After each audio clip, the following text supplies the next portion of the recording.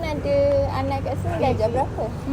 Darjah 2. Oh, darjah 2. Puan 2S. ada pernah dengar tak pasal PBD? PBT. PBD, pentak siram bilik darjah. Pentak siram bilik darjah. PBT. Ada? Yang pasal TP1, TP2. Ada. Apa yang puan faham pasal PBD tu?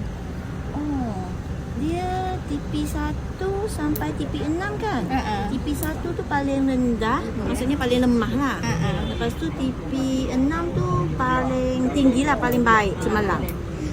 Puan rasa kan, berdasarkan kalau puan tengok anak puan, puan rasa dengan menggunakan PBD tu, puan boleh detect tak kelemahan dengan kelebihan anak puan? Bagi saya lah, pendapat saya kurang berkesan sikit lah. Sebab saya tak tahu macam TP1 tu berapa markah yang dia dapat, TP2, TP3 sampailah TP6 tu saya tak tahu dia punya jumlah markah tu. Jadi saya rasa macam kurang berkesan sikit lah. Puan lebih prefer guna PBD ataupun peperiksaan secara bertulis? Kalau saya memang sokong sepenuhnya macam UPSR yang dahulu. Sebab kita boleh nampak markah mereka sepenuhnya lah.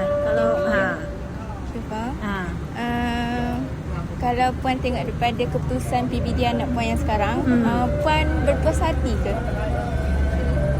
Berpuas hati. Tapi ini semua arahan daripada pihak kerajaan dan pihak PBD. Jadi saya tak membantah lah. Tapi saya lebih sokong kepada macam setiap kali peperiksaan tu ada markah yang diberikan, macam ada penilaian kepada kita, kepada ibu bapa untuk tahu markah anak tu.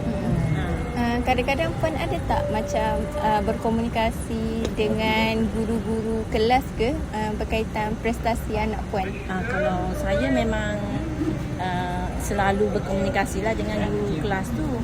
Kalau ada apa-apa masalah saya terus WhatsApp guru kelas.